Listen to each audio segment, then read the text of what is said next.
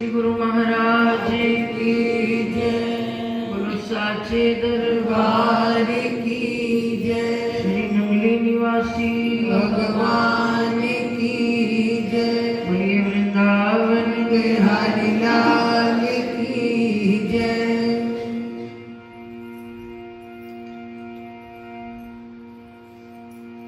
हम सब गुरु महाराज जी के पावन पवित्र चरणों में सत्संग में बैठकर आनंद में डूबते हैं।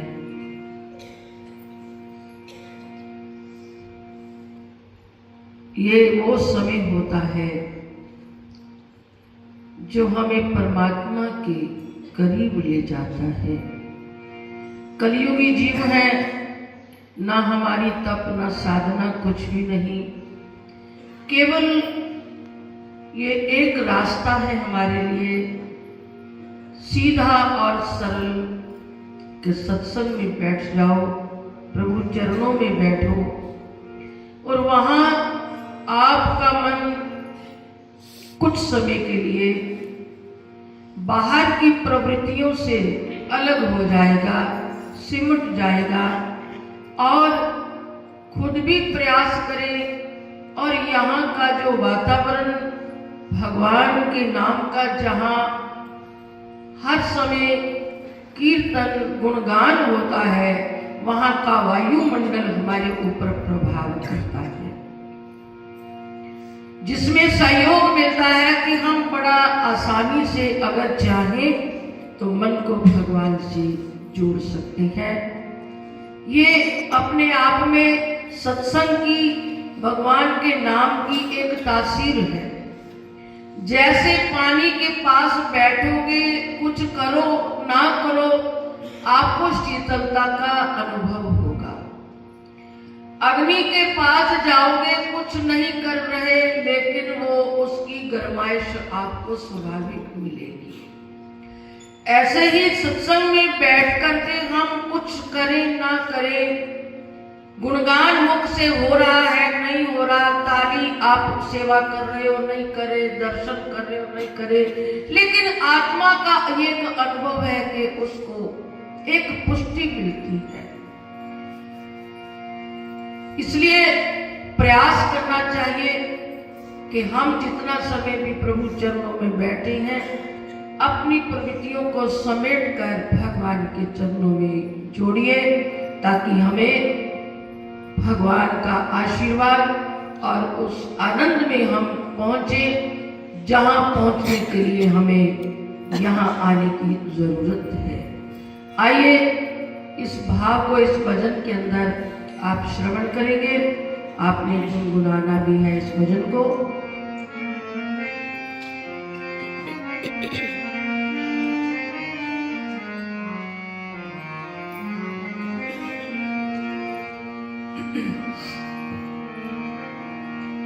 बैठ नजदीक तू सतगुरु के, तार से तार जुड़ने लगेगा। बैठ नजदीक तू सतगुरु से, तार से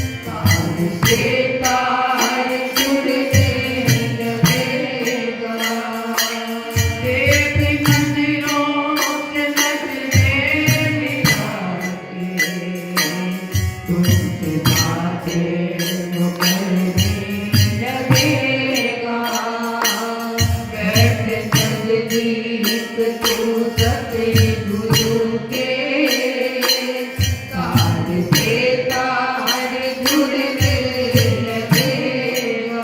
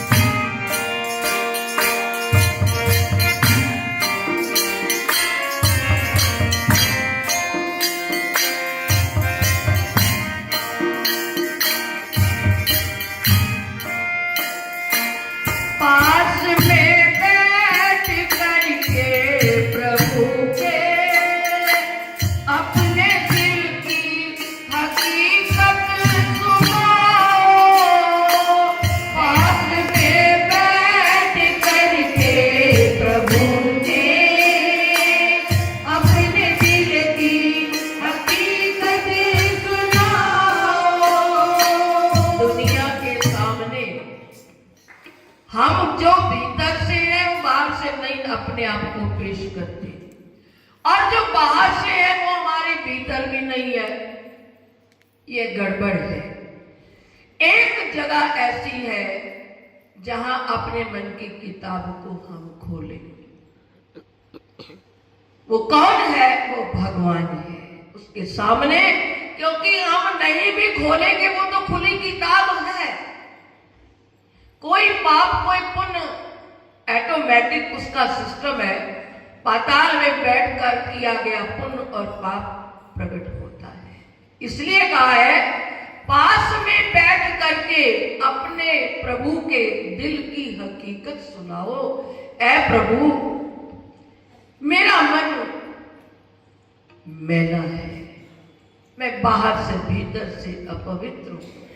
आप कृपा कीजिए, आप पारस हो, मुझे अपनी ओर खींचिए। मैं संसार के बंधनों में बंधा हुआ ना जाने कितने जन्मों तक इस संसार की चाहत लेकर बार बार जन्म और मृत्यु के चक्कर में उलझा रहा। एक यही आज समय है, कौन? मानुष जीवन, जिसके अंदर अपने आप को इन बंधनों से मुक्त कर सकते हैं।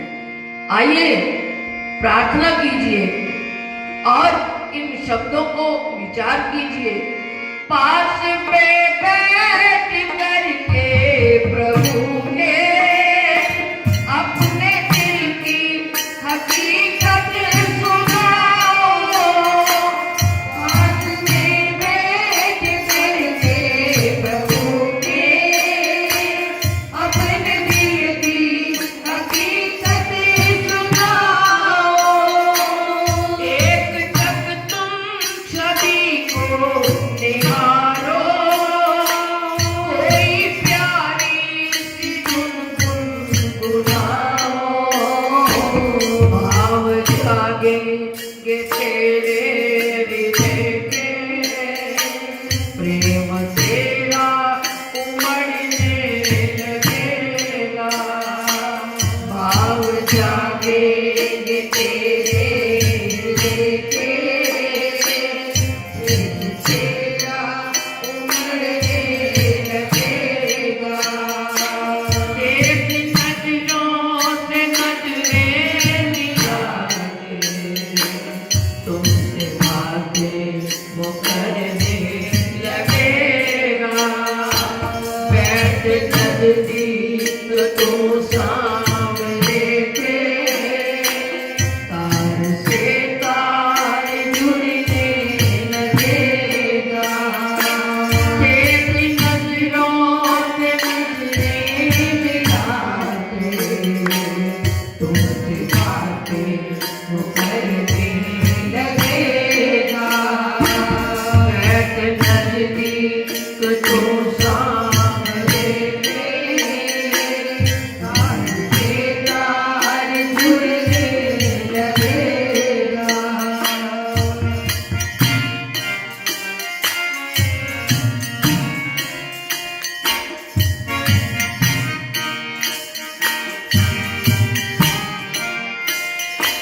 होगी आँखों ही आँखों में बातें, खूब समझे जो इसके इशारे।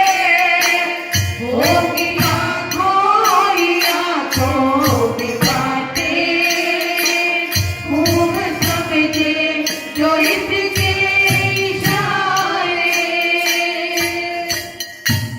सुना है मीरा ने जब अपना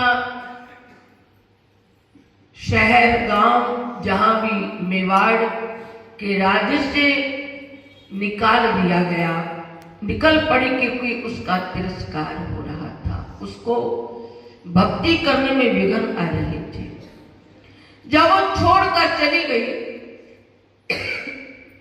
अकाल पड़ गया।